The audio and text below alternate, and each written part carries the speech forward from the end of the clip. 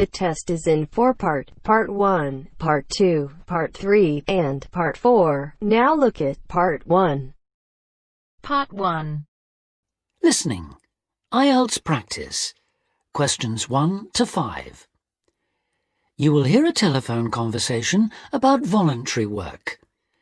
You should answer the questions as you listen because you will not hear the recording a second time. First, you have some time to look at questions 1 to 5.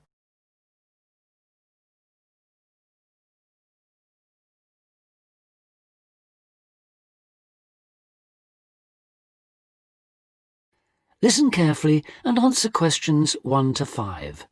Hello, Volunteers Worldwide. How can I help you? Hello. I'm ringing to find out about opportunities for doing volunteer work.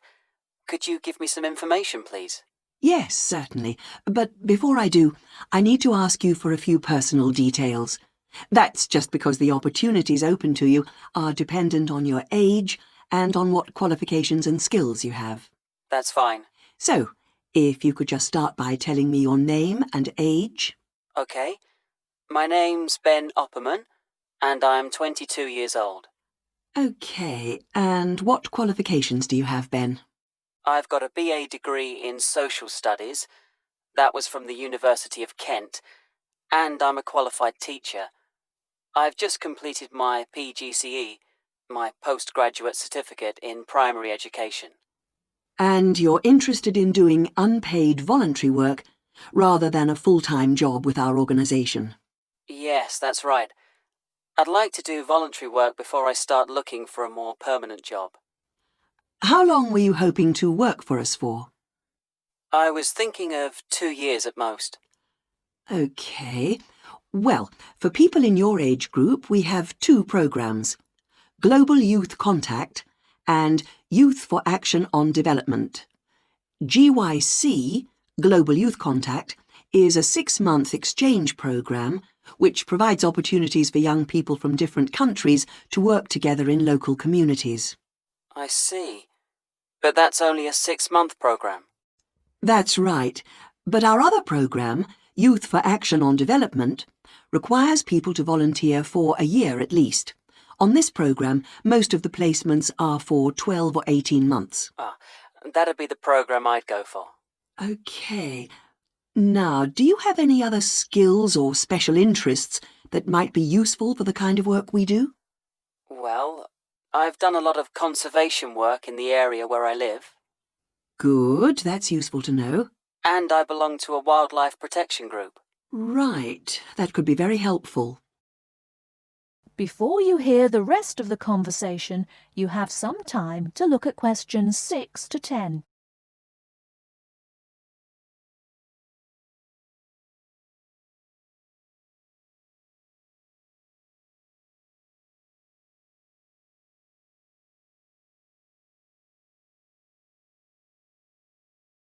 Now listen and answer questions 6 to 10. Do you have any questions you'd like to ask me? Yes. Could you tell me what sort of placements are available? Well, all our placements are related to the 4 main areas that we work in. That's education, health, social participation, and employment. Education sounds like the obvious choice for me.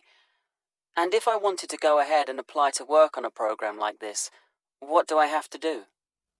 OK, well, our selection procedure is quite a lengthy process, I'm afraid. It can take up to 9 months. We get many more applicants than we have placements for, so we need to make sure that we get the best people for the kind of work we do. It's very important to realise that voluntary work like this is not an easy option. Although you'll have a brilliant experience with us, you are expected to work hard and make a real contribution. It is not just sitting around enjoying a different culture. Of course, I understand that. OK, so if you're interested, I can send you an application pack. You complete the forms and send them back to us. If you are shortlisted, we invite you to come for an interview. That's normally in January. Assuming you're successful, we then start looking for a suitable placement. While we're doing this, we ask you to raise some funds of your own. so that you end up contributing about 2/3 of the cost of your training and travel. Okay, fair enough. I suppose people get sponsorship, do they? Yes, lots of volunteers do that. Then in June, we ask you to come to our headquarters for a week's training. This starts with general training, which is applicable to all volunteers. It includes topics like how to fit into new cultures, looking after yourself mentally and physically, and how to go about relating to the kinds of people you'll be working with. And then you'll have sessions related specifically to your placement. We'll tell you about the country and the area you'll be going to, about the problems and difficulties to expect, and about the kind of responsibilities you'll have once you're there. And when does the work start? It depends, but generally speaking, placements start in September and run for up to 18 months. Sounds brilliant. Could you send me an application pack, please? Yes, certainly. If you'd like to give me your address. Okay, it's 29 Park Street. That is the end of part 1. You now have half a minute to check your answers.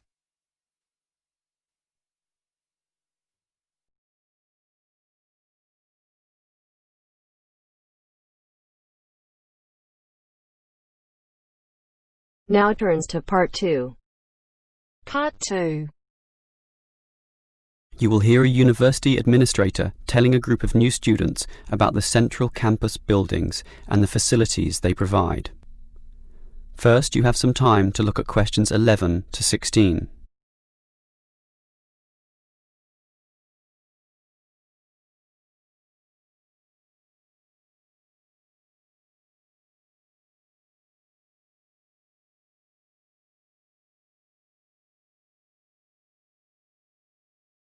Now listen carefully and answer questions 11 to 16. Welcome everyone to the Brandon Complex, the geographical and we could say spiritual heart of this university. This is basically where everyone eats too, as you can see by looking around. There are many different cuisines here, Chinese, Indian and Middle Eastern, plus the usual fare of a local type, all in that corner over there. We have many shops here too, but the biggest is Wilson's right there, providing clothing and hardware. That's next to all the restaurants. Now, on the opposite side of Wilson's we have 3 shops. The one in the corner there, closest to the restaurants, is for DVDs. Yes, the DVDs are cheap and affordable, and you can also rent DVD players as well. Moving on. In the corner directly opposite Wilson's is the Student Union office. Incidentally, you are all encouraged to join the Student Union, as a Student Union card gives you many benefits, including discounts on basically everything you can buy here at the Brandon Complex. Outside this complex, on the other side of the road, you can just see it from here in fact, is a building that we call by the rather unusual name the H Building. Next to this, on the other side of some trees along the main road, is the Engineering Institute, but that doesn't have anything to do with the Brandon Complex. One last thing is that just outside this door, near us here, you can see a grassy oval patch. Well, that's the playing field for what we simply call the fitness room, which is alongside. So you can put on some calories here at the restaurants and then burn them off at the fitness room afterwards. Oh, I forgot to mention this shop right here, in the middle, beside the Student Union. It's the bookshop. And as you can see, it's always busy, always popular. You can buy newspapers, magazines and stationery there, plus a few clothing items as well, just as you can at Wilson's. Why don't you go and take a look right now? Before you hear the rest of the talk, you have some time to look at questions 17 to 20.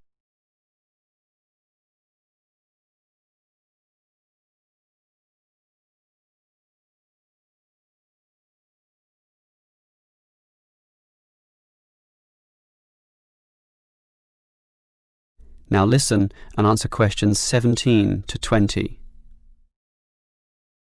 Now, I'd like to tell you a bit more about one of the buildings here, namely the H building. Despite its bland name, you might be interested in what goes on there. It is our main recreational centre, with halls, offices and space available for a variety of activities, mostly for those who want to get fit. For example, if you're interested in yoga, you're in luck, since 4 days a week there are free yoga classes. They have several levels, so if you're a beginner, you'd have to start with that. You can check the schedules on the wall there. Yoga used to be at night, but now it's in the mornings, but not on Wednesdays. Along those same lines, there's aerobic dancing in the afternoon. This shares the same room as the badminton games, which are on Mondays, Wednesdays and Fridays. The aerobics are on the alternate days, Tuesdays and Thursdays, and it's not restricted at all.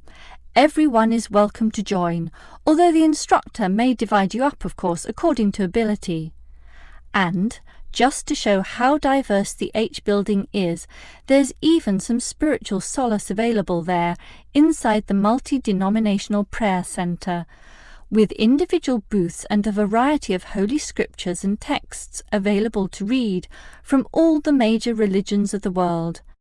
That's open all day over the weekend, but not at night time, when the rooms are for private booking.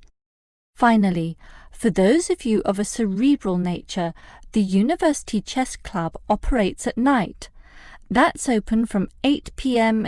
every, is it Wednesday or Monday? No, sorry, Friday.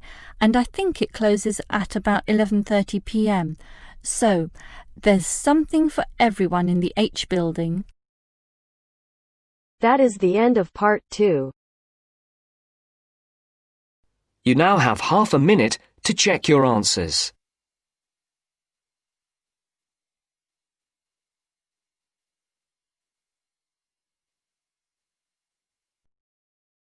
Now turns to part 3. Part 3. You will hear part of a radio programme in which the manager of the Apollo Leisure Centre is interviewed about the centre. First, you have some time to look at questions 21 to 26.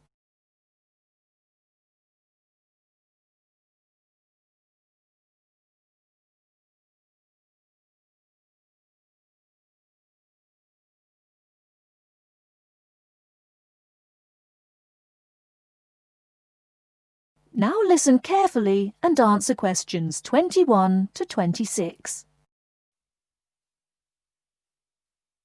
Next, I'd like to welcome Carol Brown, manager of the Apollo Leisure Centre. Carol, welcome. Thank you. Now, Carol, the Apollo seems a familiar sight, but how long has it actually been here? Well, we started negotiations to take over the previous active life centre that used to occupy the premises in 2000 and planned to open in 2001, although the usual delays meant it was 2002 before we were up and running. And do you have quite a mix of members, or are you focused on certain groups? It's pretty broad, actually. There are something like 200 adult members, so that's our biggest group, but we also have as many as 100 youth members, together with about 50 family group members. And I think we'll see that section growing to 100 over the next couple of years. Healthy numbers. Yes, and we'll be developing the centre to make it even more attractive. We're hoping eventually to build in a rock climbing wall, which would make a useful addition. We've already opened our swimming pool, which is hugely popular, and we'll have a massage room open within 12 months. Now, I understand you have different categories of membership? Yes, to suit every pocket.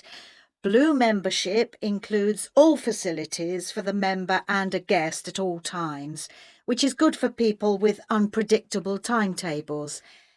If you can make it during daytime hours, Red membership gives you excellent returns for your fee. As for only half price, you can use all the facilities during the day, and they're actually less crowded then. Green membership is designed for people who are only able to come infrequently, and so, of course, costs less. And there are chances to socialise. Oh, certainly. Our cafe is very popular and is a nice place to wind down and chat after working out or whatever. In fact, while it used to shut at 8, we've extended that to 9 now, with last orders taken at 8:30. It serves a whole range of food and drink. So if someone wants to join, what do they do? Come and see us. We'll give you all the details. The induction process takes about an hour and a quarter, which includes 3/4 of an hour on average with a personal trainer, and something like half an hour being shown round the different facilities. So we'd be well looked after. Definitely. Before you hear the rest of the talk, you have some time to look at questions 27 to 30.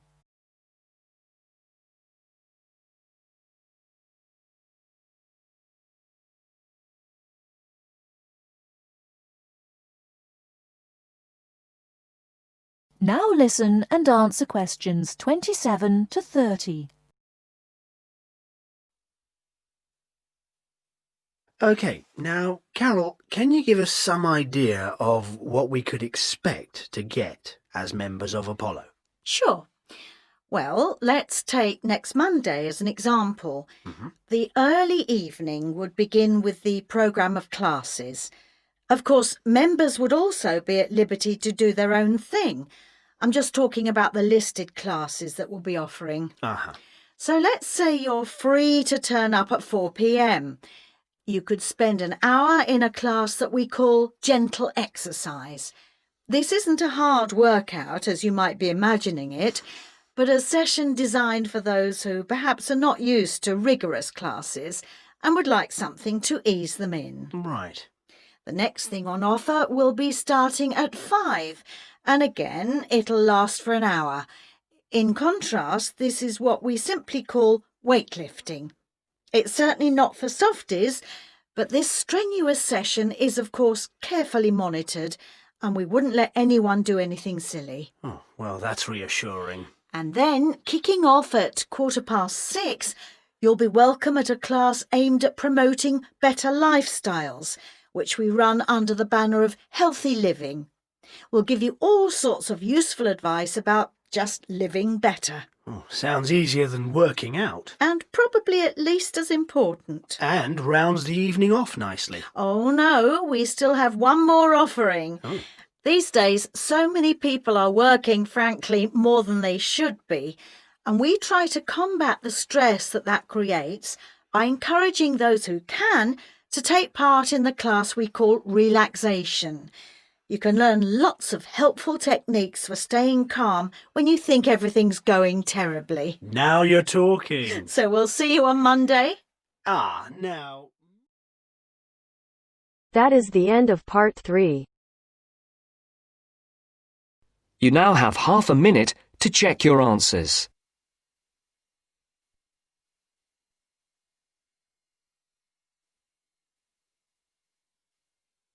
Now turns to part 4. Part 4. You will hear a talk about stray cats. First, you have some time to look at questions 31 to 40.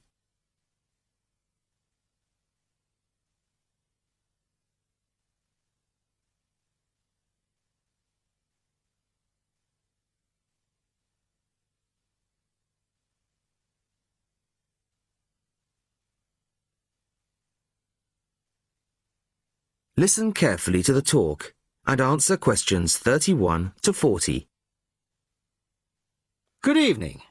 I'd like to introduce Laura Dunkswell of the Feral Cat Association. Laura has just returned from spending 3 months in Italy, where she has been working with local organisations to improve conditions for some of the estimated 1.5 million ownerless cats currently thought to be at large there. Thank you very much. The principal problem regarding this issue is much the same in Italy as it is in other countries. Public awareness. The general public have become so used to the sight of ownerless cats in poor condition wandering their streets that they simply don't recognise it as a problem. While some will put out scraps of food, the majority see feral cats in much the same light as, say, seagulls, a form of local wildlife which is of no particular concern to or responsibility of the human population. Of course, there are plenty of individuals who do take responsibility for cats in their areas, providing appropriate food, emergency veterinary treatment, and perhaps indoor shelter. But these people can only provide support for a fraction of the vast numbers of feral cats that exist. So, what's to be done? Find loving family homes for all feral cats? Well, that would be wonderful, of course, but unlikely to happen anytime soon. The two main focuses of our work are sterilisation and education. Sterilisation is usually only performed on female animals. It may seem a drastic intervention, but it benefits both the sterilised cats, who will not have to suffer the health consequences of endless pregnancies, and also the feral cat population as a whole, as controlling numbers reduces competition for whatever slender resources of food may exist. Animals to be neutered are captured and sedated at the point of capture to minimise their stress and discomfort. They are then taken to a temporary centre set up by a local organisation, and the operations are carried out under anaesthetic by trained veterinary surgeons, all of whom kindly donate their time. Now, while domestic cats can recuperate in the comfort of their owners' homes, feral cats have no such luxury. They are kept at the centre for around 24 hours, then returned to the locality from which they came. Dissolving stitches are used, and each cat that has been operated on has the tip of one ear clipped, a sign that the animal has already been neutered. A few animals have been electronically tagged and their progress monitored. In general, it has been found that neutering does not diminish an animal's chances of survival. On the contrary, the evidence suggests that sterilised females have a significantly improved chance of remaining in adequate health. The other focus of our work is, as I said, education, publicising the issue and raising awareness. Our current poster campaign is a translation of the widely used slogan, "A kitten is not just for Christmas." At present, resources are rather limited, but, funds permitting, a campaign of radio advertisements is planned, perhaps in the run-up to next Christmas, reminding people that families may quickly become bored with the responsibility of owning a domestic animal. Last year, we used newspaper ads featuring pictures of emaciated strays and highlighting the fact that abandoning an animal simply transfers your problem to somebody else. Which leads me on to the final point I'd like to make. Organisations such as ours are sometimes depicted as being mainly for sentimental animal lovers. Well, I make no apology for that, but our work has a wider importance than the welfare of cats. Ownerless cats tend to quickly fall into ill health and can become a health hazard in various ways, including the spreading of disease and parasites. Children can be especially vulnerable to this, as they are more likely to handle an infected or infested animal. Thank you very much, Laura. That is the end of part 4. You now have half a minute to check your answers.